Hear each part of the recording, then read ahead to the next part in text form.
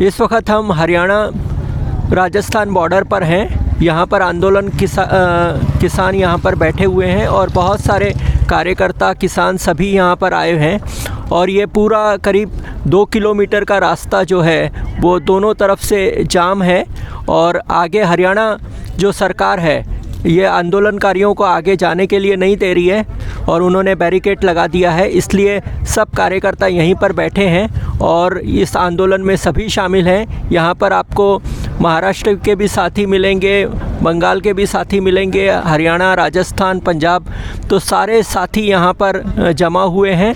तो हम उनसे बात करेंगे। बहुत अलग अलग रंग है यहाँ के आंदोलन के। तो हमारे साथ हमारे एक साथी हैं, वो बात रखेंगे। आपका परिचय भी दीजिए। मुझे मोहम्मद हनीफ के नाम से कहते हैं और हम यहाँ मेवात रीजन हैं और ये मेवात अलवर भरतपुर तो राजस्थान में है और मथुरा मेवात का ही इलाका है, वो यूपी में है, और फरीदाबाद, बल्लभगढ़ और गुड़गांव और नूहू ये हरियाणा में ज़िले हैं। ये पूरा इलाका एक मेवात है। इस मेवात से हमने ये लगाया हुआ है मत्स्य मेवात अंचल के किसानों वो आंदोलन समर्थकों का। ये राठ की,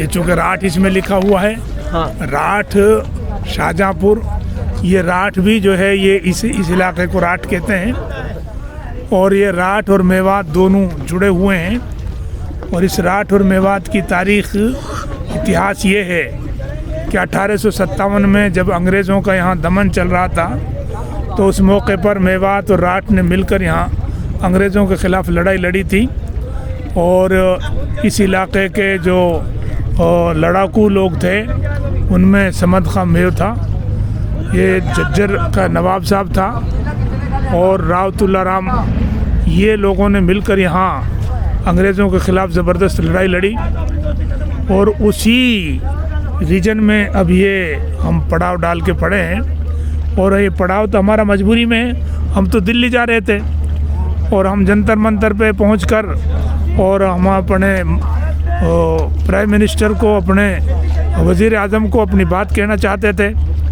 लेकिन हरियाणा सरकार ने हमें रोक दिया और जाने नहीं दिया। तो हम यहीं बैठ गए और अब हम यहाँ बैठे तो लोग आते रहे, आते रहे, यहाँ तक कि 2 किलोमीटर का ये जाम हो गया है। और अब ये किसानों के ख़िलाफ़ जो बिल पास किए हैं, इन बिलों को वापस लेने की हमारी मांग है। अगर इनको वापस ले लिया जाता है तो हम वापस चले जाएंगे और अगर इनको वापस नहीं लिया जाता और ये बीजेपी सरकार इसी तरह से अड़ियल रवैया रखेगी तो हम यहाँ बैठे रहेंगे मजबूरी में, और क्या करेंगे। लेकिन आपका कैसे इस आंदोलन से जुड़ाव है? भाई हम किसान लोग हैं और हम मेवात में 90% किसान हैं और अब तो हम तो किसान हैं, लेकिन जो व्यापारी अब तो उसको भी जुड़ना पड़ेगा, इसलिए कि अगर किसान के ये किसान विरोधी जो बिल हैं अगर ये पास हो गए तो इससे किसानों का ही नुकसान नहीं होगा बल्कि मज़दूरों का भी नुकसान होगा, व्यापारियों का भी नुकसान होगा और तमाम भारत में रहने वाले लोगों का नुकसान होगा, इसलिए हम इसमें जुड़े हुए हैं। तो दिलीप सर जी, आप बताइए कि आप कैसे इसमें जुड़े हैं और यहाँ क्या क्या चल रहा है? अगर ये आंदोलन फ़िलहाल जन आंदोलन है, मौजूदा सरकार तानाशाह की तरफ बढ़ रही है, इमरजेंसी से बुरे हालात हैं। आज तक हिंदुस्तान में कभी नहीं हुआ कि नेशनल हाईवे पर नागरिक को जाने से रोका गया हो। ये दौर इस किस्म का है कि अगर ये जन आंदोलन सफल नहीं हुआ तो यहाँ हिटलर, मुसोलिनी जैसे तानाशाह पैदा हो जाएंगे और डेमोक्रेसी बिल्कुल ख़त्म हो जाएगी, जनवाद ख़त्म हो जाएगा। इस देश के किसानों को इस किस्म से लूटा गया है, सभी सरकारों ने लूटने की कोशिश की है कि वो गुर्बत में आकर घुटने तोड़कर भिखमंगे की हालात में आ जाए। उसके खिलाफ अब किसान जाग रहा है और अब किसान लड़ रहा है, और ये आंदोलन आर पार की लड़ाई है। कुछ लोग सत्ता में आकर बड़े कारपोरेट घराने की गुलामी और दलाली करने का काम कर रहे हैं। हकीकत में तो प्रधानमंत्री नहीं है, दलाल हैं, और पूंजीपतियों को सहारा देकर इस पूरे देश को बेचना चाहते हैं। हिंदुस्तान का रेल बेच दिया, हवाई अड्डा बेच दिया, बड़ी बड़ी जो सरकारी कंपनियां बनाई थी 70 साल ने वो बेच दी। इस देश को बिल्कुल बेचकर ख़त्म करने की जो साजिश है उसके खिलाफ आम हिंदुस्तान का गरीब आदमी खड़ा हुआ है और वो जीतेगा इंशाअल्लाह। लेकिन ये मोदी जी का तो ये कहना है कि ये जो आंदोलन में है वो एंटी सोशल एलिमेंट है, खालिस्तानी एलिमेंट है, या विपक्ष उनको भड़का रहा है, ऐसे बहुत सारे चीज़ों को लाया जा रहा है। तो इस पे आपका क्या कहना है? मोदी जी दुनिया का सबसे झूठा, मक्कार और बेईमान प्रधानमंत्री है। इसने झूठ बोलने में रिकॉर्ड तोड़ दिया है, और मैं तो ये मानता हूँ कि आने वाले 100 सालों में इससे ज़्यादा झूठ बोलने वाला कोई प्रधानमंत्री होगा नहीं। हमें ना इसको शब्दों की मर्यादा है ना आचरण की मर्यादा है। जो आदमी अपने घर से अपनी जेवर, अपनी माँ के बीवी के जेवर चोर कर चला जाए, वो देश की सुरक्षा कर सकता है क्या आप सोच सकते हैं? लेकिन उनका कहना है कि अभी भी राजस्थान के लोगों ने जिला परिषद चुनाव में उनको वोट दिया है, तो उनका मैंडेट है कि ये बिल्कुल मैंडेट नहीं है, कानून लाए हैं वो सही है, किसानों ने मैंडेट दिया। मैं आपको एक बात बता दूं, 33% से ज़्यादा कभी इसको वोट नहीं मिले। क्या 33% वाले को मैंडेट कह सकता हो? ये हमारा बखराव है। 33% वाला कभी मैंडेट की दुहाई नहीं दे सकता, और मैंडेट है या नहीं है तो ये सड़क फैसला कर देगी। लेकिन अभी उनका कहना है कि आप कितना भी किसान बनकर आज आए हो इधर आंदोलन में, लेकिन कल हिंदू बनकर उनको वोट दोगे। उसकी गलत फहमी है। हाँ, ये मुंगेरी लाल के सपने हैं। हाँ, वो पाले तो उसकी मर्जी है। उससे उसने वोट भी लिया ना, दूसरा टर्म है उनके पास, दूसरा नहीं टर्म वो है। ठीक है। देखिए, हाँ, मैं यदि असफल होता हूँ तो मेरी गलती से होता हूँ। हम लोग किसान बहुत ज़्यादा राजनीति नहीं करता, सिर्फ मेहनत करता है, और मेहनत के नाम पर वो एक बार बह गया। और मैं आपको एक बात बता देना चाहता हूँ। हाँ, जानवर को भी एक बार धोखे से अगर आप चोट मार दो तो दोबारा उसी किस्म से चोट नहीं खाता। हम तो आखिर इंसान हैं। हाँ, दोबारा इस किस्म से हम लोग नहीं चोट खा सकते, नहीं मार सकते, तो इसलिए दोबारा का कोई मौके वाली बात नहीं। और मैं एक चैलेंज के साथ कहता हूँ, आने वाला इतिहास इस बात को याद रखेगा कि जितने भी प्रधानमंत्री हुए उनमें से सबसे बुरी इस प्रधानमंत्री के साथ इस देश की जनता करेगी। ये भविष्य का फैसला है। 10 साल 20 साल बाद इंतज़ार कीजिएगा और देखिएगा कि इसके साथ सबसे बुरा होने जा रहा है। आगे सबको इनको भी बात करनी है, आप भी बात रखिए, बात रखिए। यहाँ आप क्यों आए हैं, कहाँ से आए हैं, क्यों आए हैं, ज़रा बताइए। हम जिला नूह से आए हैं, मेवात से। हाँ, और हम भाइयों के साथ देने वाले हैं। हाँ, लेकिन मजदूर हैं हम, किसान तो नहीं है, लेकिन भाइयों का साथ देंगे। अच्छा, इंशाअल्लाह। लेकिन आपको क्यों लगता है कि यहाँ इतनी ठंडी में, आप इतने उम्र हो गए हैं, कोरोना का प्रकोप है, उसने में भी आप यहाँ आकर इनका साथ दे रहे हैं? आप तो कह रहे हैं कि आप किसान भी नहीं है, तो क्या ऐसा लग रहा है आपको कि क्यों इतना साथ देना चाहिए? फिर हम तो मजदूर आदमी हैं, मजदूर आदमी के लिए भी तो नुकसान है। अच्छा, इसलिए हम भाइयों का साथ देंगे। हाँ, और इसमें तो सभी के लिए नुकसान ही नुकसान है। हाँ, तिजारतियों के लिए भी नुकसान है। हाँ, और जमींदारों के लिए भी नुकसान है। हाँ, जब जमींदारा नहीं होगा तो मजदूर क्या खाएंगे? हाँ हाँ, ये तो भूखे सिर जाएंगे। हाँ हाँ, हम तो इस कानून को बिल्कुल रद्द करना चाहते हैं। अभी पिछली बार जब मोदी जी बोल रहे थे, अपना भाषण दे रहे थे अभी 4 दिन पहले, तो उन्होंने कहा था कि ये तो सब पैसे वालों का और बड़े बड़े लोगों का ये आंदोलन बच के रह गया है, मजदूर को तो मोदी जी 6,000 रुपया दे रहे हैं, सब मदद कर रहे हैं गरीबों को। नहीं, हमारे पास तो कुछ मदद नहीं आई। अच्छा, हमारे पास नहीं आई भाई। जब हमारे पास जमीन ही नहीं है तो हमारे लिए मदद क्यों आएगी? हाँ हाँ, तो जमीन वालों के लिए पैसा दे रहे हैं। हाँ हाँ, इसी लालच में। हाँ, किसी दिन धीरे धीरे वो जमीन आप ही ले लेंगे, कह देंगे भाई वो तो कीमत दे चुका। हाँ हाँ, अब उनके लिए कीमत दे रहा है। हाँ हाँ, अब पीछे पछताना होगा। हाँ हाँ, हम इसलिए पहले जो है हम खड़े हो गए हाँ अपने हक पर। बस जी इतना ही कहना चाहता हूँ। शुक्रिया जी, शुक्रिया जी। आप तो युवा हैं, आप क्या कहना चाहते हैं इस आंदोलन पे? वो तो बोल रहे हैं कि मोदी जी बोल रहे हैं कि मैं तो ये कि जो आज युवा जो है खेती में नहीं जाना चाहता है, खेती की इतनी हालत ख़राब थी तो मैं उसमें बदलाव लाकर कुछ अच्छा करना चाहता हूँ जिससे कि किसानों को पैसा आ सके। तो इसका विरोध क्यों कर रहे हो आप? विरोध मोदी जी ने 2014 में कहा था कि मैं 2 करोड़ नौकरी दूंगा हर साल, लेकिन उसमें एक भी नौकरी नहीं दी। हाँ, हमारा रोजगार तो वहीं पर ख़त्म हो गया है। हाँ हाँ। तो अब हम खेती की ओर ही जाएंगे क्योंकि रोजगार तो मिलेगा नहीं जब हाँ, तक मोदी जी हैं। हाँ, तो खेती के लिए जाएंगे हम। तो अब ये हमारी खेती पर भी खोसने के लिए हो गया है। हाँ, ये बिल हमारी खेती ज़मीनें हड़पने का बिल है। हाँ। तो इसके लिए हमें रोजगार भी नहीं मिलेगा और खेती से भी ये हमें नहीं, ये आपकी मतलब ऐसे पूर्व धारणा है कि क्योंकि मोदी से लोगों ने धोखा खाया है तो जो भी मोदी करेगा वो गलत ही करेगा, ऐसा लोगों को लगने लगा है कि आपने खुद देखा है? कैसे आप किस आधार पर बोल रहे हो? हम बोल रहे हैं कि मोदी जी ऐसे कह रहे हैं कि एमएसपी ख़त्म नहीं होगी, मंडियां ख़त्म नहीं होगी, लेकिन जो इन्होंने बिल पास किया है उसमें कहीं भी नहीं लिखा हुआ है। तो मोदी जी का पहले भी इन्होंने कहा से 15-15 लाख दूंगा, ऐसे कई इन्होंने वादे किए बड़े बड़े जो एक भी पूरा नहीं किया। तो उसके आधार पर ये सब जो है मोदी जी एक झूठे तौर पर वादे करते हैं और पूरे नहीं करते हैं। आप कहाँ से हो? मैं हनुमानगढ़ ज़िले से हूँ। हनुमानगढ़ से। नाम क्या है आपका? कीरतौलक। कीरतौल जी। आगे आइए साहब, आपकी बात रखिए। ये हटा ले, इसमें डाल दे तो कोई और एक साथी बैठ जाएगा, इसमें डाल दे। तो राजबाला जी बैठना चाहती थी इसलिए ये डाल दे इसमें।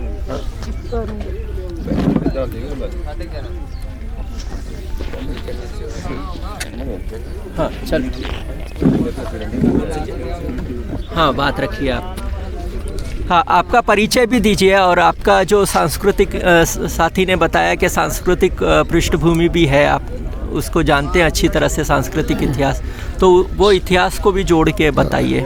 सुरेंद्र पाल सिंह है मेरा नाम, पंचकुला में रहता हूँ और समाजशास्त्र, इतिहास, मनोविज्ञान, रिलीजन, इनमें थोड़ी रुचि रहती है और उसी के पर्सपेक्टिव से मैं थोड़ा लिखने का प्रयास करता रहता हूँ। तो अलग अलग विषयों पे मैं, कुछ मेरे पब्लिकेशंस भी हैं, कुछ कविता किताबें तो भी हैं। इंटेलेक्चुअल का इस आंदोलन में क्या काम है? ये तो किसानों का आंदोलन है।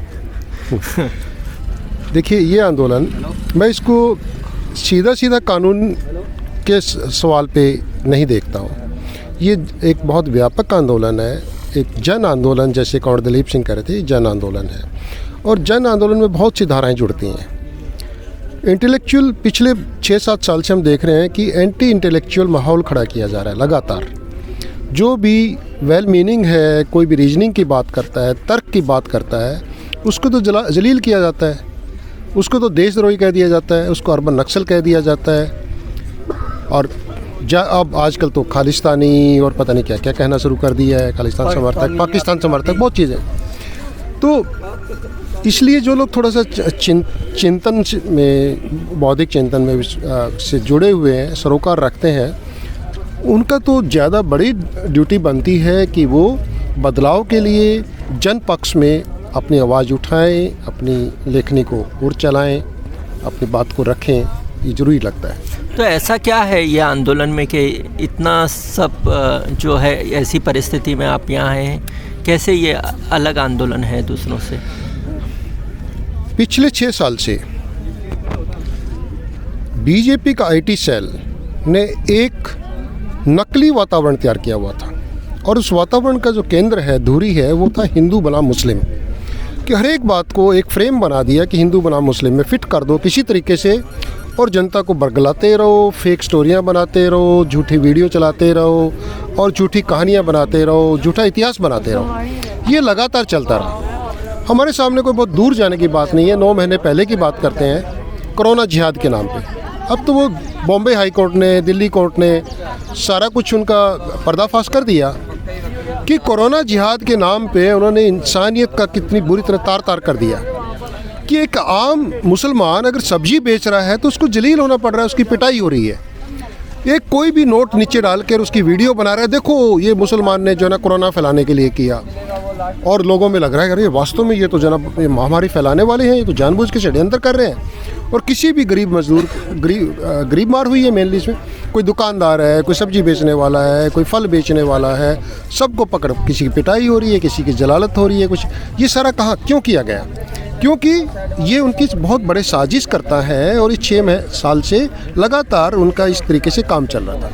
मैं इसको ऐतिहासिक इसलिए कहता हूँ कि उनके IT सेल के जो घोड़े थे ना, वो एक बार निकले थे घंटे 2 घंटे के लिए, लेकिन वापस अस्तबल में जाके खड़े हो गए हैं। खड़ा होना पड़ा उसको। उसके 2 कारण हैं। एक बड़ा कारण ये है कि बीजेपी के अंदर से ही आवाज़ उठनी शुरू होगी कि हम लोगों को कन्विंस नहीं कर पा रहे हैं, हम कानून के पक्ष में लोगों को समझा नहीं पा रहे हैं, लोग सवाल करते हैं हम जवाब नहीं दे पा रहे हैं। तो अंदरूनी एक उनको एक ये कह लिए कि बेचैनी थी। और दूसरी बड़ा सवाल ये था कि उनको लगा कि ये आंदोलन कोई छोटा मोटा आंदोलन नहीं है। जितना भी आक्रोश था, चाहे वो युवाओं का आक्रोश है, छात्रों का आक्रोश है, मजदूरों का आक्रोश है, कर्मचारियों का आक्रोश है, किसानों का आक्रोश है, बुद्धिजीवियों का आक्रोश है, वो सारा ही आक्रोश तो उमड़ रहा है। और उमड़ रहा है तो ये बहुत बड़ा आंदोलन है। और इस बड़े आंदोलन को हम उस तरीके से जो है ना, भाई ये JNU के छात्र हैं तो इनको बदनाम कर दो, जामिया वालों को ऐसे कर दो, या जो है ना कोरोना जिहाद के नाम पे कहानियाँ बना लो, उस तरीके से ये फार्मूला नहीं चलेगा। ये उनकी समझ में आ गई और उन्हें लगा कि खामियाजा बहुत बड़ा भुगतना पड़ेगा। इसलिए हम उस तरीके से इससे टक्कर नहीं ले सकते हैं। शुरू में आई थी बहुत सी बातें, खालिस्तानी, पाकिस्तानी, बहुत सी बातें आई थी, लेकिन अब वो सारे के सारे वो थोड़ी देर के लिए आई या फिल्टर होकर थोड़ी थोड़ी आती रहती हैं, लेकिन वो कोई बहुत बड़ी आवाज़ उनकी नहीं बन पा रही है। ये लोगों को इस बात पे कन्विंस नहीं कर पा रहे हैं। ये उनकी बहुत बड़ी असफलता है और ये आंदोलन की बहुत बड़ी जीत है। और ये ऐतिहासिक बात है, अपने आप में ऐतिहासिक घटना है, या यूँ कह लो कि ऐतिहासिक क्षण है। ये एक बड़ी बात है। ये आपको नहीं लगता है कि ये किसानों का जो है आंदोलन की मांग जो है वो नेगेटिव ज़्यादा है पॉजिटिव की बजाय? क्योंकि ऐसा नहीं है कि किसानों की हालत ख़राब थी तो कुछ नया चीज़ें करने की बजाय ये है कि कुछ नया हो रहा है, कुछ कानून आ रहे हैं, उसको ख़त्म करना, जो व्यवस्था जैसी की वैसी है वैसे रखने की का आंदोलन हो गया। ये किसान आंदोलन की अपनी बहुत सी आवाज़ें रही हैं लगातार, और एक लंबे अरसे से बहुत से किसान संगठन इकट्ठे हुए हैं, वो पार्लियामेंट पे जाते रहे हैं, अपने मेमोरेंडम देते रहे हैं। और एक बार तो किसान संसद उन्होंने किसान पार्लियामेंट भी रखी, उसमें बिल पास किए कि ये बिल, और स्पेशल सेशन होना चाहिए पार्लियामेंट का, जिसमें ये बिल जो है ना पार्लियामेंटेरियन या लोकसभा राज्यसभा में भी चर्चा होनी चाहिए। लेकिन ये तो मोदी जी ने जैसे सौगात, मैं तो सौगात दे रहा हूँ। कब दे रहा हूँ? जब कोरोना का टाइम चल रहा है, और ऑर्डिनेंस के थ्रू दे रहे हो। ऐसी क्या आपदा थी, ऐसी क्या दिक्कत थी कि आपको ऑर्डिनेंस निकालना पड़ रहा है, ऑर्डिनेंस पास करना पड़ रहा है। और उसके बाद राज्यसभा में जिस तरीके से हफ में ध्वनि मत से पास किया गया, ऐसी क्या इमरजेंसी थी? उन्हें लग रहा कि कोरोना का टाइम है, इसका प्रोटेस्ट नहीं होगा, इसका रेजिस्टेंस नहीं होगा, और हम जो है ना इस मौके का फ़ायदा उठा लें। तो जो सौगात किसान लेना नहीं चाहते हैं, आप उनको कह रहे हैं कि हम सौगात दे रहे हैं, तो इसको आप नेगेटिव कैसे कहेंगे? मुझे आप नहीं देना, मुझे आप गिफ्ट देना चाहते हैं, आप कह रहे हैं गिफ्ट है। आगे बढ़ने, और मैं कहता हूँ नहीं, मुझे नहीं चाहिए। आंदोलन आगे बढ़ने का कदम नहीं है ना, ये जहाँ थे उसी को बचाने का ही कदम है। तो एक कदम आगे जाने का तो कुछ नहीं है कि हाँ, ये जो है ना चिंगारी, इसी से ही आवाज़ और निकलेंगी, इसमें कहीं ना कहीं कंक्रीट प्रपोजल भी निकलेंगे, प्रस्ताव आएंगे, और इसी आंदोलन की जो अग्नि है, उसी अग्नि से ही बहुत चीज़ें नई पकेंगी। तो लेकिन इस कानूनों को एक बार वापस करो। अब कानून नहीं है वो बिल, अब बिल नहीं है, कानून है। कानूनों को वापस करवाना एक पहला कदम होगा, एक मजबूत कदम होगा, बड़ा कदम होगा। और उसके बाद एक बात निकलेगी तो दूर तक जाएगी। ऐसा नहीं है कि उसके बाद सब कुछ ठप हो जाएगा, बंद हो जाएगा, ऐसा कभी नहीं होता है। साथ ही बात करें तो हाँ, शुक्रिया आपका। नमस्कार जी सभी के लिए। हाँ, आपका परिचय भी दीजिए, कहाँ से आए हैं, नाम क्या है आपका? हम गढ़साना से आए हैं, पंचायत हमारी चारलम है। गढ़साना किधर? राजस्थान। हाँ, राजस्थान भी पता है। सिखों को देख के लगता है पंजाब वाले हैं। हाँ, नहीं, और गढ़साना पूरे देश के लोगों को मालूम नहीं है ना, तो उनको पता चलना चाहिए। राजस्थान 2004 में किसानों का आंदोलन हुआ था गढ़साना में। हाँ, 7 किसान मरे थे उस टाइम। हाँ, पानी के लिए। जब 7 किसान मर गए, फिर पानी मिल गया। हाँ, ऐसी सरकारें हैं, किसानों को बर्बाद कर रही है। 65 साल की मेरी उम्र है। मैं ट्रैक्टर लेके आया हूँ जहाँ पर। हाँ हाँ। घर पर मैं 9 बजे उठता हूँ, जहाँ लेकर 4 बजे उठता हूँ। जनता की सेवा करता हूँ, किसी को पानी ले के देता हूँ, किसी को ज़रूरतमंद चीज़ है उसको ले के देता हूँ। मैं मोदी जी का धन्यवाद करता हूँ, उन्होंने एक बहुत अच्छा काम कर दिया। हाँ। उन्हें सभी किसानों को इकट्ठा कर दिया उसने। हाँ। ये उसने बढ़िया काम करा है। सबसे मेन बात वो करी। सबसे मेन बात ये है, बाकी इसने कोई अच्छा काम नहीं करा। किसान मर रहे हैं, मजदूर मर रहे हैं, इसकी किसी की चिंता नहीं है। लेकिन ये कौन कैसे आपके दिल को इतना ये आंदोलन, कल तक भी ये कानून आने के पहले भी किसानों की हालत तो बहुत ख़राब थी, लेकिन हमने ऐसा नहीं देखा कि इतना बड़ा आंदोलन हो जाए और कोई नेगेटिव चीज़ के लिए कि एक किसी चीज़ को ख़त्म करो उसके लिए ये आंदोलन है। कुछ मांगने की तो बात ही नहीं है यहाँ पर, तो इतना क्या दिल को छू रहा है ये? देखो, जब से इसने नोटबंदी की ना, उसके बाद सभी को बर्बाद कर दिया इसने। किसान को बर्बाद कर दिया, मजदूर को। अभी तक गाड़ी लाइन पर नहीं आई है, सभी नीचे नीचे जा रहे हैं। किसी की फसल नहीं तुल रही है, किसी किसान का गन्ना ले लिया तो साल भर उसको पेमेंट नहीं मिल रही। ये कहाँ क्या न्याय है? प्रधानमंत्री जी को सोचना चाहिए, आपको जनता ने बनाया है, जनता के लिए सोचना चाहिए। तो वही मोदी जी का वही कहना है कि आज की जो व्यवस्था है किसानी की, वो किसानों को न्याय नहीं दे पा रही है, इसलिए वो नए कानून लेके आ रहे हैं ताकि किसानों की हालत अच्छी हो। 7 साल हो गए उसको बने को प्रधानमंत्री।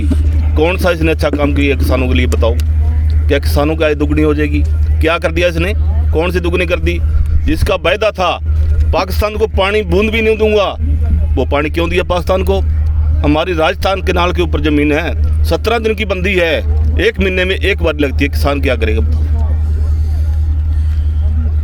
अच्छा। लड़की की शादी करेगा, बीमार उसकी इलाज करेगा, कहाँ से पैसा ले आएगा? इतना नीचे गिर दिया देश को, बहुत ज़्यादा। बोल रहा किसान की आय दुगनी कर दूं। कौन सा दुगनी कर दी? नोटबंदी में क्या फायदा हुआ बताओ? कितने किसान लाइनों में लग के मर गए, किसी को मुआवजा मिला? लॉकडाउन लगा, कितने मजदूर ट्रेनों के नीचे दब कर मर गए, गाड़ियां पलट गई, किसी को मुआवजा मिला? किसी को न्याय मिला? बताइए। अब जहाँ रैलियां करते हैं वहाँ कोरोना नहीं है। देश का जो राजा होता है उसको सोचना चाहिए जनता के लिए। जनता ही बनाने जानती है, जनता ही गिराने जानती है। अब कितने दिनों से किसान बैठे हैं जहाँ पर, आके बात नहीं कर सकता? उसको आना चाहिए किसानों के बीच में, आपको बताओ क्या समस्या है। किसी से बात नहीं कर रहा है। मन की बात क्या मन की बात बताई इसने? सभी को मूर्ख बना रखा है, किसान मजदूर नेता सभी को मूर्ख बना दिया इसने। मंडियां बंद कर दो, मंडियां बंद कर देंगे तो किसान कहाँ जाएंगे? किसी को ज़रूरत पड़ती है, मंडी से अनाज मिल जाता है, खाद बीज मिल जाता है, तो फिर कहाँ से ले आएगा किसान? ठीक है, और कोई साथी बात करना चाहे? हाँ, बताइए, आप कहाँ से आए हैं, कैसे? ठीक है। मैं झुंझुनू डिस्ट्रिक्ट तहसील उदयपुरवाटी से आया हूँ। जो देश आज़ाद हुआ 1947 में, उस वक्त भी, थोड़ा ज़ोर से बोलिए, उस वक्त भी वहाँ के ऊपर किसान शहीद हुए थे, कन्हैयाराम रामदेव जी। वो शहीदों की धरती है। आज जो किसानों के सामने जो समस्या आ रही है, इसके लिए बहुत से लोग गाड़ियों के द्वारा चारों तरफ से आ रहे हैं। जब तक मोदी जी किसानों की समस्या का समाधान नहीं करेंगे, किसानों को कोई सही भाव का व्यवस्था नहीं होगी, जब तक किसानों का ये धरना जारी रहेगा। और इस धरने के ऊपर मैं भूख हड़ताल के ऊपर बैठा हूँ। अच्छा, भूख हड़ताल पे बैठे हो? हाँ, किसानों की समस्या का समाधान करवाने के लिए। अच्छा। मैं भूख हड़ताल पे बैठा हूँ, झुंझुनू डिस्ट्रिक्ट से, तहसील उदयपुरवाटी। नथुराम सैनी मेरा नाम है, किसान सभा का अध्यक्ष हूँ। हाँ जी। तो ये तो मोदी जी तो यही कह रहे हैं कि अभी जो व्यवस्था है उसमें ना तो मंडियाँ बरोबर चल रही है, ना MSP मिल पा रही है, ना किसानों को की उन्नति हो पा रही है। तो अभी जो कानून ला रहे हैं, ये सब का समाधान इसी कानून में है, ऐसा उनका कहना है। साहब, हमने 2012-13 में 4500 रुपये क्विंटल गड्ढा बेचा था। आज हम 1200 से लेकर 1800 को बेच के कर रहे हैं। हमारी आय 2 गुना हुई। आप खुद ही बता दीजिए साहब, हम किससे पूछें? ये आप खुद बता दीजिए। आप तो आप लोग सिर्फ मंडी पे क्यों निर्भर रहना चाहते हैं? बाहर भी बिकेगा, बाहर भी बिकेगा तो और भी लोग आपका दाम बढ़ेगा ना। पेनकारीदार आके वो खा के पक गए, उसका क्या पता चलेगा ये कौन है? आप देखिए अभी 96% जो इंडिया के प्रोड्यूस है वो मंडी से बाहर बिक रहा है, खुली मार्केट में बिक रहा है। उन लोगों को क्या मिल रहा है? आज आप टाइम्स ऑफ इंडिया आज का न्यूज़पेपर देखिए, उसमें लिखा है साफ साफ एक चीज़, एक न्यूज़ में दिया हुआ है, काफ़ी रिपोर्ट्स उन्होंने तैयार की है। उनमें से एक यूपी का किसान है, वो बोल रहा है आज कॉस्ट ऑफ इनपुट जो है, जो कॉस्ट ऑफ प्रोडक्शन की जो इनपुट है वो 15,000 चली गई है मूंग की हेक्टेयर में, और उनकी जो बिका है उनका मूंग है वो है 7,500 रुपये, ठीक है। और उन्होंने बहुत से उत्पादन दिए हैं। तो एक पॉलिसी के तहत किसान जो खेती है उसको एक घाटे का धंधा बनाने की जो प्लानिंग हो रही है वो है। एक आप बोल रहे थे कि नए कानून है कि पुराने सिस्टम को आप बनाए रखने के लिए आंदोलन कर रहे हो या नए सिस्टम नहीं चाहते। हाँ। नया सिस्टम किसके लिए है? ज़रूरी ये है कि नया सिस्टम बना किसके लिए? नया सिस्टम बना है कॉरपोरेट को सेंटर में रख के, जो भी नई पॉलिसी बनी है वो कॉरपोरेट को केंद्र में रख के बनी गई है। बल्कि होना ये चाहिए कि जो फार्मर पे जो पॉलिसी बनती है वो फार्मर पे को सेंटर में रख के बनाई जाए, ठीक है। सेंटर का कोई हक नहीं है कि वो खेती पे कानून बना सके, इसलिए उन्होंने ट्रेड पे, व्यापार पे कानून बनाया है। किसान कोई व्यापार नहीं करता, ठीक है, वो व्यापार नहीं करता, तो उन्होंने व्यापार पे कानून बनाया है। और जो राज्य के जो हक हैं उसको वो सेंटर के पास लेके जा रहे हैं। इसीलिए आज लड़ाई हो रही है कि हम कानून में संशोधन नहीं चाहते, हम कानून को वापस कराना चाहते हैं। उसके पीछे एक बड़ा रीज़न ये है कि हम राज्य के जो कानून है, राज्य के पास जो हक है खेती पे कानून बनाने का, वो हम केंद्र को नहीं देना चाहते। उससे दूसरी चीज़, यदि हम आज इसमें संशोधन पे मानते हैं तो इसका दूसरा घाटा ये होता है कि हम कॉरपोरेट को राह देते हैं कि हमारे खेत तक आने का, ठीक है। उनको हम राह नहीं देंगे। अब यदि हम मानते हैं तो इसका मतलब है कि हम उनको राह दे रहे हैं कि वो खेती में दखल कर सकते हैं। इसलिए दो बड़े कारण हैं कि हम नहीं चाहते कि हम संशोधन हो। ये कानून है, इसमें बिल्कुल ये कॉरपोरेट को सेंटर में रख के बनाए गए कानून है, WTO और कॉरपोरेट की जो पॉलिसीज़ है उनके तहत, ठीक है। तो इसलिए हम चाहते हैं कि इन सभी दोनों कानूनों को रद्द हो। और यदि मोदी सरकार चाहती है कि वो किसानों की सरकार है, उन्होंने 2014-2019 में किसानों के नाम पे वोट लिए हैं, तो वो MSP पे कानून बनाए। क्योंकि यदि दूसरी फैक्ट्रीज़ को, दूसरे लोगों को यदि MRP मिल सकता है तो किसानों को मिनिमम सपोर्ट प्राइस तो मिलना ही चाहिए। जो इनका खेती पे जो लागत लगती है उसका 50% स्वामीनाथन बढ़ाकर उतना तो मिलना ही चाहिए कम से कम, ताकि वो एक सर्वाइवल की ज़िंदगी जी सके, ठीक है। हाँ जी। और जी, तो और ये कहना है कि उनका कि अभी जो टेक्नोलॉजी है वो बड़ी बड़ी कंपनियां देंगी, अच्छा बीज देंगी, अच्छा खाद देंगी, उसका आपका प्रोडक्ट वो खरीदेंगी, उसको बराबर से स्टोरेज करेंगी, सारी व्यवस्था तो वो कर रहे हैं। भारत से हटा दो। हाँ जी, अंबानी को उसको हटा दो, वो नहीं चाहिए हमारे। देखिए एक मोटी मोटी कंपनी है ना, वो कंपनी तो कर रही है, ठेका ले ले खेती का। हाँ, मार्क नु बीज लियो, मार्क नु खाद लियो, मार्क नु आ चीज लियो। हाँ, और रुपया देशी दाऊ दप। हाँ, और कुछ में आपको ठेको कर लिया इन्हें, जब में आपको कंट्रोल कर लिया कि खेती में हुआ को लड़ू कर दिया, किसान का माता का ताली 2 बीघा जमीन बंदी है। हाँ, और ऑनलाइन पर भी रजिस्ट्री हो जाए। हाँ, तो किसान का बोल हो जाए। तो मैं को नहीं चाहूँगा कि मोटी मोटी कंपनियों का खेती का ठेका नहीं होना चाहिए, हर बात का ठेका नहीं होता। बिजली को ठेको प्रशासन सागे जावे सीट भरे, कुछ कंपनियों की शाखा प्रशासन ने भेजी सरकार कई यार जमीन को कब्जा करो, लड़ू चुका कहूँ। खेती तो घाटा में जा रही है। नागौर जिला की बछड़े की पैदाइश की अब बीजेपी सरकार आई और बछड़े की पैदा की, एक बछड़ा का 50-50 हज़ार रुपया बढ़ता, ऊँट का 80-80, 90-90 हज़ार रुपया बढ़ता। आज कोई पूछ रही को नहीं है। तो किसान की पैदा तो की शांत सुनना फिर अब को बनावा कहीं बोलो। आज मेला की हर किसान के 50,000, 20,000, 10,000, 50,000, 60,000 लाख रुपया पैदा कहा। आज हिंदुस्तान में मेड़ो है कि को नहीं। बीजेपी सरकार का काम है तो किसानों की जल्दी हड्डी तोड़ बंद करे। अब बात है। आपका नाम क्या है, कहाँ से आप? मैं नागौर जिला से आया हूँ और मकन्ना तहसील है, नागौर जिला। हमारा नाम है हरमान राम। आप खेती करते हैं? हाँ, खेती करते हैं। कितनी खेती है आपकी? आप मार्गन खेती है 5 एकड़ तक। हाँ, 5 एकड़ खेती। और जानवर तो है ही, जानवरों को तो करेंगे ही 1-2 5 छाली लाकर बांसना का भाई दो ही बिक्री है। बाकी गाय को तो सुनी छोड़ दिया, अब इतना सुना छोड़ दिया तो रात दिन पर रखा 20 तो 5 एकड़ में रोज उबा है। लेकिन मोदी जी बोल रहे हैं हम तो गाँव माता की रक्षा कर रहे हैं, तो आपकी रक्षा हो रही है। गौ माता की हत्या कर दी, हाँ सरकार में पीछा लाग रहा, गौ माँ का हत्या कर दी, क्या गौशाला बना दी, वहाँ तो गैया की जेल है। हाँ गाय की सेवा थोड़ी है, बाहर कोई जेल में जाज को मरे थोड़ा ही है। हाँ तो भी गैया की जेल कर दी। उनका कहना है कि पर सेवा हुआ ने धनी करा दे। ये भाई गुजरात से बीजेपी की बाबा जी को बुलाना, बाबा जी को। गुजरात से आप बोले रोज कटते हैं सब। हाँ जी, हाँ जी, ये गवर्नमेंट रक्षा कर रही है। हाँ हाँ गुजरात से मुद्दा ये है, आप बताइए गुजरात से सब। हाँ गवर्नमेंट क्या कर रही है कि व्यापारियों के हाथ में पूरे पावर देना चाहती है। हाँ। और कौन सा व्यापारी लॉस करके बिजनेस करेगा? तो अल्टीमेटली क्या होगा, किसानों की और जनरल पब्लिक और मजदूरों की मौत होगी। हाँ हाँ तो ये बनियावाद गवर्नमेंट बंद करे। हाँ हाँ बनियावाद गवर्नमेंट को दिखाई नहीं दे रहा आज। हाँ जी, ये कानून किताबों में पढ़े रहेंगे, हकीकत कुछ और लागू होगी। हाँ और जी। किसान और पूरी हिंदुस्तान की जनता बेघरबार हो जाएगी। और ये बहुत बड़ा 100-200 साल पुराना प्लान है। हाँ। और अभी जो राजा, जिसको राजा हमने बनाया, वो उसके हाथ से इसको इम्प्लीमेंट कर रहा है। तो ये बहुत ही खतरनाक विषय है और गवर्नमेंट को इसके पास एक बार नहीं 10 बार सोचना चाहिए। लेकिन सरकार का ये कहना था कि मुसलमान जो है वो गाय की हत्या कर रहे थे, हमने कानून बनाकर गाय की रक्षा की है। सीधी बात है साहब, कत्लखानों के लाइसेंस बंद करो ना। मुसलमान कहाँ भेजेंगे गाय?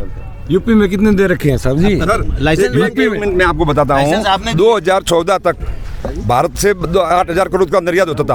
अभी 2021 तक 25,000 करोड़ का निर्यात होता है।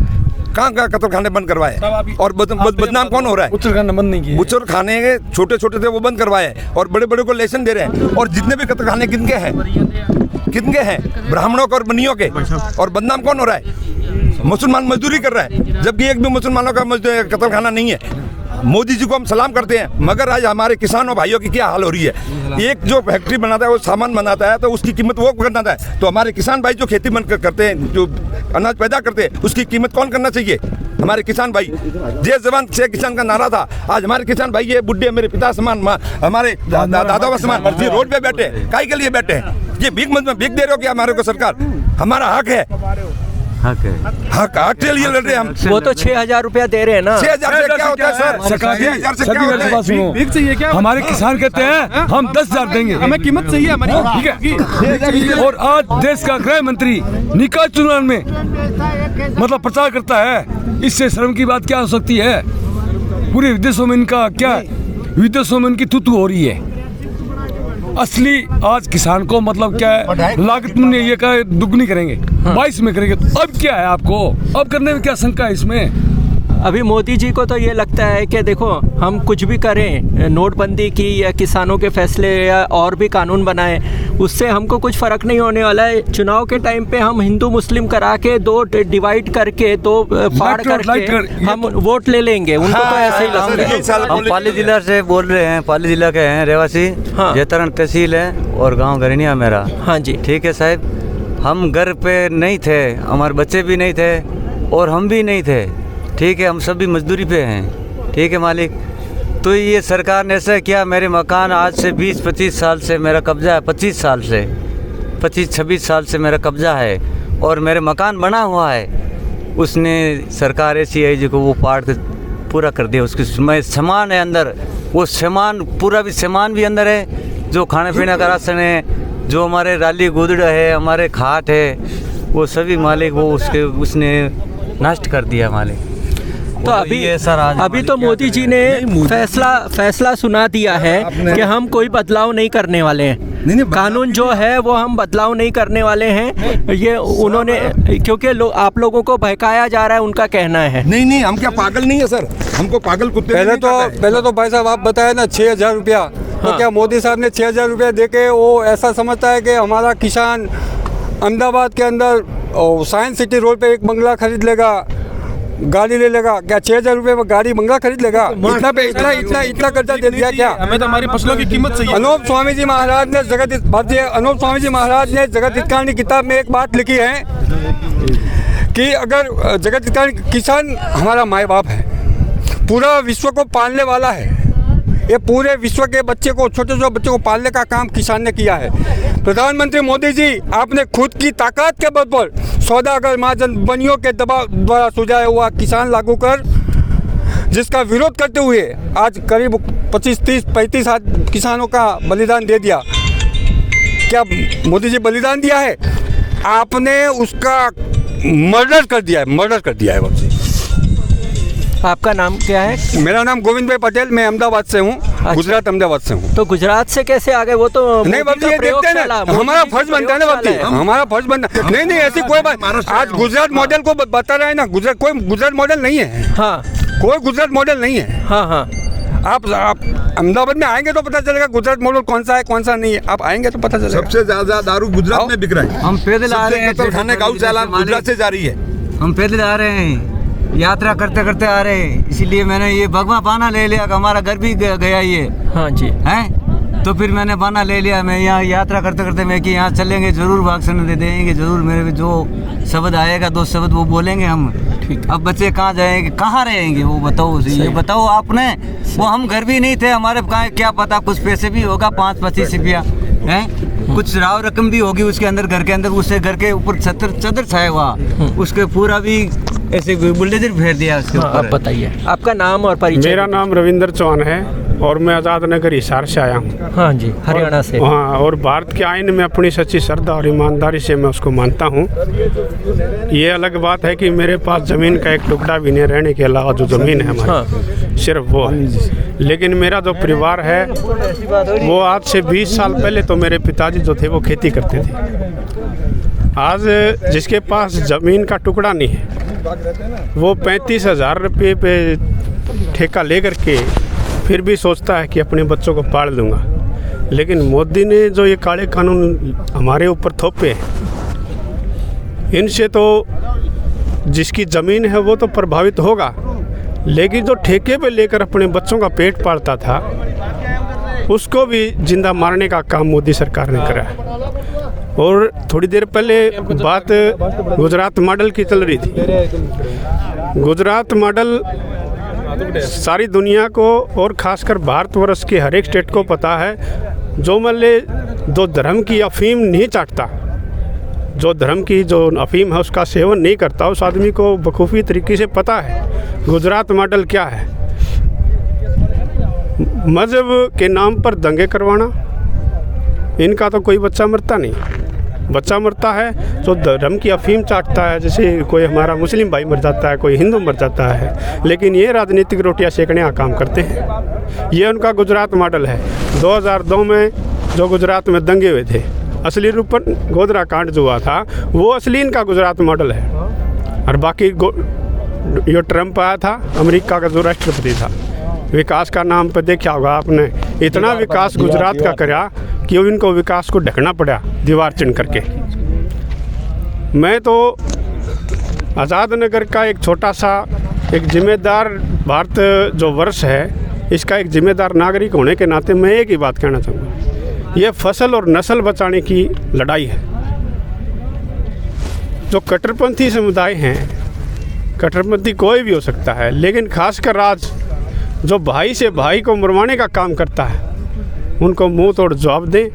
और किसान आंदोलन में अपनी सच्ची ईमानदारी से जैसा भी जिसका समय देने का बनता, जैसे मैं मजदूरी करता हूँ, मैं 3 दिन के लिए इधर आया हूँ कि भाई मेरे को महसूस हुआ कि इस लड़ाई में आपने अपना सहयोग देना चाहिए, तो मैं अपना काम बंद करके चला आया। लेकिन और भी जो मेरे भाई घर बैठे हैं, यदि आपने इस सरकार को मुंह तोड़ जवाब देना है, भारत की नस्ल और फसल को बचाना है, तो इन कानूनों का विरोध करें। आप सोशल मीडिया पे भी कर सकते हैं, आप समय निकाल के यहाँ भी आ सकते हैं।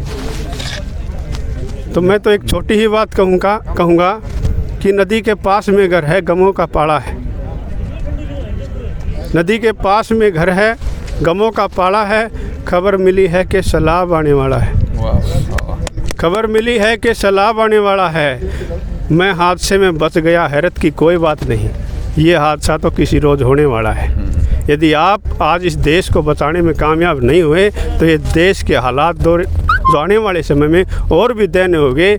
मैं जो साथी घरों में बैठे हैं, तमाम भारतवर्ष के आवाम से मेरी ये गुजारिश है कि आप किसान आंदोलन में हिस्सा लें। ज़मीन और फसल जो बचाने की जो लड़ाई है, आप इसमें ज़रूर अपनी ईमानदारी से थोड़ा भी अंश डालेंगे, थोड़ी ही आहुति डालने का काम करेंगे तो अवश्य हम जीतेंगे।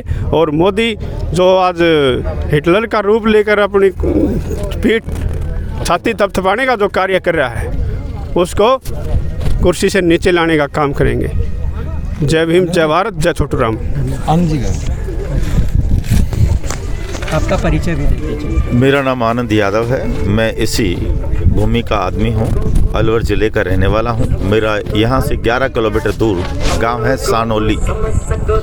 मैं इस माध्यम से जय किसान माध्यम से जय किसान आंदोलन को, जो संयुक्त रूप से सारे देश के किसान इस लड़ाई को लड़ रहे हैं, इसको सलाम करता हूँ। मैं ये कहना चाहता हूँ, मोदी जी बहुत आशा के साथ अन्ना के मूवमेंट के बाद इस देश में परिवर्तन की आशा की थी और आपको बहुत आशा से देखा था और दिल्ली सरकार को भी बहुत आशा से देखा था, लेकिन उस समय मुद्दा था जन लोकपाल का, दोनों तरफ लोग भूल गए।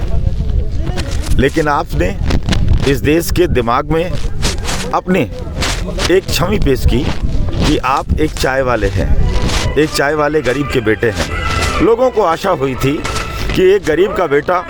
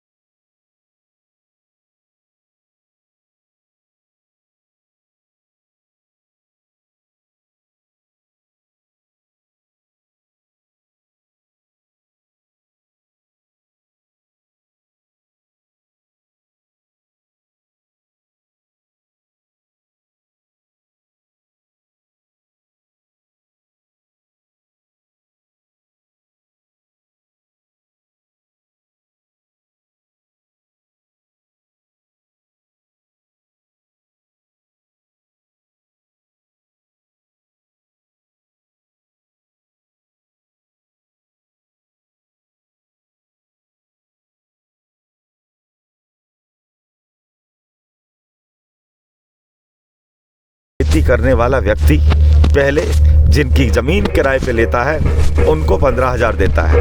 फिर आपका जो F1 फार्मूला उसके बाद लागू होता है, यानी खाद का, बिजली का, खाद का, बीज का, कीटनाशक का, बुआई, कटाई, लदाई, कढ़ाई और ढलाई, ढुलाई, उसके बाद आड़त, ये सारे खर्चे, इन खर्चों के बाद 1.5 गुने की बात करते हैं। आपका MSP F1 फार्मूले पे है, C2 फार्मूले पर नहीं है, यानी कि पूर्ण लागत का ये नहीं है। लेकिन किसान इस पर भी अभी नहीं बोल रहा। वो ये सोच सकता है कि व्यवस्था सुधारने में समय भी लगता है, आपको समय दिया, लेकिन जो MSP आपने जिस फार्मूले पे घोषित किया उस फार्मूले पे भी आपने किसान की पूरी फसल को नहीं खरीदा।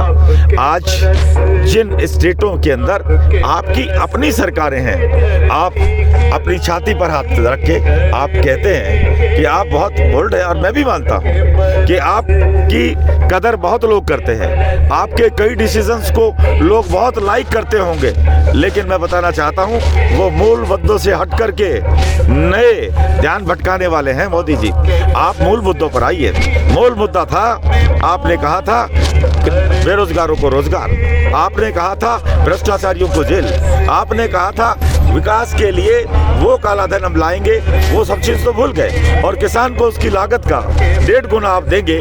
मूल मुद्दों को भूलकर इधर उधर की चीजें आप करेंगे, तो आप अपना कंपैरिजन भी उन लोगों से करते हैं, उन पार्टियों से करते हैं जिसको इस जनता ने उखाड़ के फेंका, और जो आप जानते हैं दहाई के अंक, और ये कहें कि 50 से नीचे लाकर समेट दिया। क्या आप चाहते हैं आपकी हालत भी वैसी हो? उनसे मुकाबला क्यों करते हैं मोदी जी? आपको बहुत आशा से देखा जा रहा है, इसलिए हम विनम्र निवेदन करना चाहते हैं, ये जो कोरोना काल के अंदर अध्यादेश के माध्यम से आप लेकर के आए, मैं जानता हूं कि आप हिंदुस्तान के सबसे बड़े बेहतरीन वक्ता कहलाते हैं। आपके सिपल सालार जो टीवी पर इधर उधर की बहस करके बात कहते होंगे, शायद वो हम जैसे लोगों को नहीं समझा पाए हों, आप समझा दीजिए। आप मन की बात करते हैं, टीवी पर आइए और खुल करके बताइए।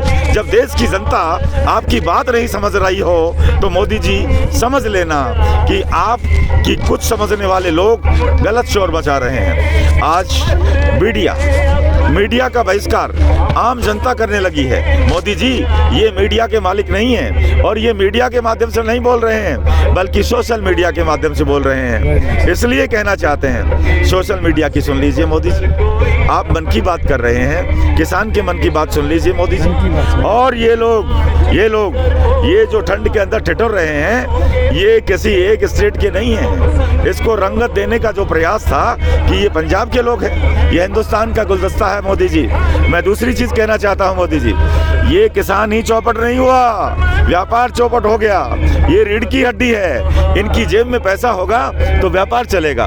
इनके घर के अंदर अब तो कोरोना काल में ई-एजुकेशन का ज़माना है, अब ये इनके पास तो लेटेस्ट मोबाइल नहीं है, ये कैसे पढ़ें? इनके बच्चे शिक्षा से कितने दूर हो जाएंगे? 1 साल दूर तो हो गए हैं मोदी जी। इनकी स्थिति कैसे सुधरेगी? मैं आपको एक छोटा सा नजराना कहना चाहता हूँ। मेरा गांव क्योंकि सानोली है, ट्रांसपोर्टर गांव है मोदी जी, अपने भक्त मीडिया को आप भेज करके एक बार सर्वे करवा लीजिए, क्या स्थिति है मैं बता देता हूँ। 1100 टैक्सियां हैं इस गांव की, इसका मतलब है वहाँ लग्जरियस आदमी नहीं रहता है, मजदूर आदमी रहता है। किसानी छोड़कर व्यापार में गया था। 4 लाख की सबसे कम कीमत की टैक्सी गाड़ी आती है, 1 लाख रुपया जुगाड़ करके 3 लाख रुपया वो लोन लेता था, 8 साल तक वो किस्त देता था, और उसके बाद वो गाड़ी जब फ्री होती है तो 10 साल में NCR से निकाल दी जाती है। मोदी जी उसके बाद उसके साथ क्या बीतता है? वो गाड़ी बिकती है 40,000 की, जिसमें उसने अपने घर से 1 लाख लगाया था। अब वो उस गाड़ी को बेच करके भैंस नहीं ले पा रहा है, उसकी जगह हमारे यहाँ कटिया को पाडी कहते हैं, गाड़ी से पाडी पर किसान आ गया है। आप समझिए ये किसान व्यापार की तरफ बढ़ा था, छोटा दुकानदार मर रहा है। इसलिए मोदी जी आपसे विनम्र निवेदन है, किसान और किसान के बच्चों को, मजदूर और मजदूर के बच्चों की सुनिए। धन्यवाद। एक ही लास्ट सवाल पूछना चाहता हूँ आप लोगों को, लास्ट सवाल पूछना चाहता हूँ आप लोगों को कि देखिए मोदी आपकी बात क्यों सुने? अभी चुनाव आने के लिए टाइम है, चुनाव आने पर और एक पुलवामा हो जाएगा, और एक हिंदू मुस्लिम हो जाएगा, राम मंदिर का जो पेंडिंग पड़ा है राम मंदिर बन के तैयार हो जाएगा, तो आप लोग सब उनको फिर से वोट दे दोगे, ये सब भूल जाओगे? सर एक मिनट था सर, आपने जो सबसे अहम बात है ना वो अपने आप अब रखी है ठीक है। हम क्या करते हैं सर, जब इलेक्शन आते हैं हम जो सत्ता, जो राजनीतिक की चाबी है वो तो हम उनको दे देते हैं जो इस देश के दुश्मन हैं, जो मतलब किसान मजदूर गरीब हैं, उनकी मतलब उनके खाल उतार उतार के खा रहे हैं जो। तो हम जब सत्ता ही उनको दे देंगे तो हमारा भला क्यों करेंगे वो? उनकी तो नीतियाँ साफ हैं। ये तो आरएसएस के नेता है, आरएसएस की विचारधारा सबको पता है क्या है। आरएसएस की तो विचारधारा ये है 15% की राजनीति है, ब्राह्मण मणिया ठाकुर है, इनका सिस्टम है। बाकी SC BC माइनॉरिटीज़ अल्पसंख्यक जो रह गए उनको अपना खुडे लाइन लगाना है, एक साइड करना है उनको। तो इनकी तो साफ राजनीति है, लेकिन हम समझते नहीं है राजनीति। जैसे ही इलेक्शन आ जाएगा सब कोई SC अपना अलग हो जाएगा, बैकवर्ड अलग हो जाएगा है, वो उनको वोट दे देते हैं अपने दुश्मनों को। जब आप दुश्मन को मजबूत करोगे तो जब दुश्मन ही मजबूत हो गया तो वो तो अपना काम करेगा, जो सबसे अहम मुद्दा है। तो सर मेरा तो यही है, जब तक इस देश के लाल किले पर किसान मजदूर गरीब का बेटा नहीं आएगा तब तक ये शोषण ऐसे ही होता रहेगा और हम ऐसे ही आंदोलन करते रहेंगे, ऐसे ही दरिया बिछाते रह जाएंगे। लास्ट काका जी को बोलने दीजिए। कंवर सिंह यादव, ग्राम बूढ़ीबाड़, जिला अलवर, राजस्थान। हाँ जी। मैंने राजों का राज देखा। सुभाष चंद्र बोस और चंद्रशेखर की वो 92 साल का होगा मीटिंग, वहाँ भी जो उनके लिए, लेकिन इसने विचार ना करा। इतना सारे प्रधानमंत्री देखा, इतना झूठा बहरूपिया मैंने कभी कोई प्रधानमंत्री नहीं देखा।